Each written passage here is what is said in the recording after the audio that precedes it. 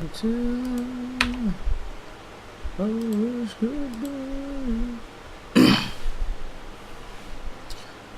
my name is Jorge Rosario and I will be explaining the design of the LiDAR path mapping library. This library encapsulates the necessary functions in order to simplify the use of the LiDAR sensor and the pathfinding algorithm. The LiDAR used for this project is capable of doing two-dimensional scans. This animation shows the two-dimensional top view of an indoor space as scanned by the LiDAR. By looking closely, you can notice the rectangular pattern of the walls in an indoor space. As seen in this animation, a two-dimensional LiDAR detects only a thin slice of its surroundings, which brings to our attention several problems. First, if the rover encounters an obstacle lower than the LiDAR's position, it won't be able to detect it. And second, if the rover encounters an obstacle higher than the LiDAR's position, it also won't be able to detect it. If the LiDAR path mapping library doesn't detect an object, it could plan its path without considering the obstacle and therefore colliding with it. A quick solution is buying a 3D LiDAR, but we also have to work around a budget, and this price is out of the question. The RP LiDAR is a two-dimensional solution and is a viable alternative. By integrating the two-dimensional LiDAR along with a servo motor, it is possible to produce a sweeping motion that lets the LiDAR scan three-dimensionally as seen in the video.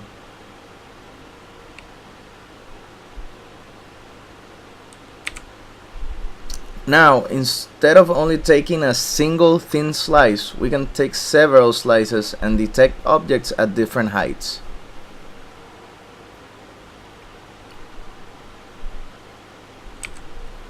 Since the LiDAR has no way of detecting it has been moved or tilted, each time the LiDAR takes a two-dimensional sample, the LiDAR's data must be saved along with the servo's angle at the moment of capture.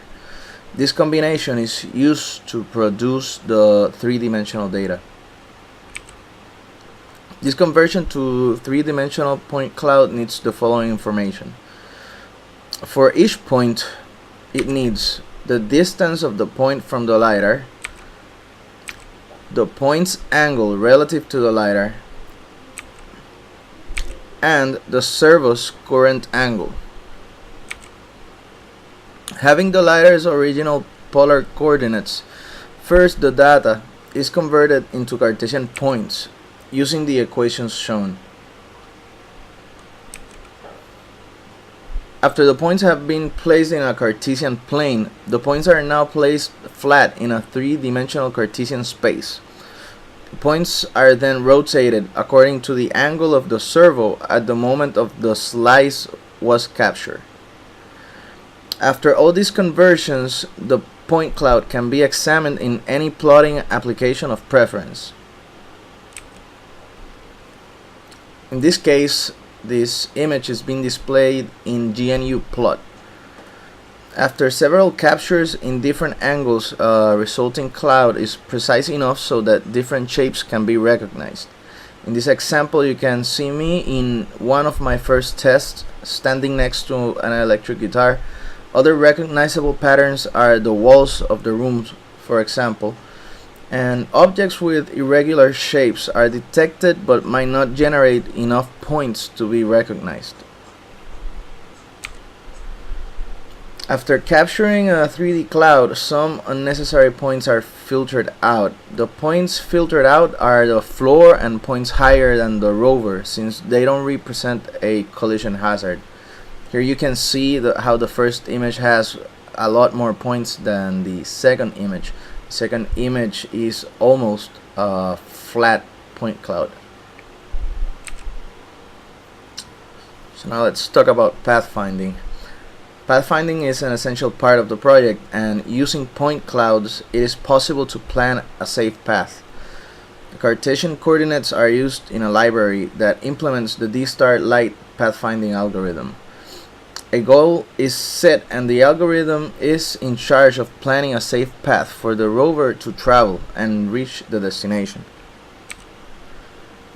After some exploration and collecting points that represent collision hazards, the physical space should reflect a similar visual representation in the pathfinding map.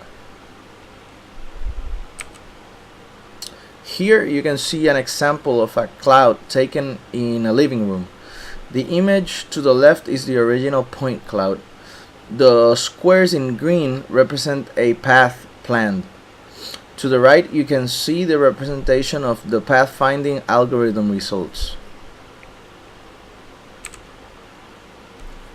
The pathfinding results are a list of x and y Cartesian coordinates which can be traveled one by one, determining the angle of rotation needed to face the next node.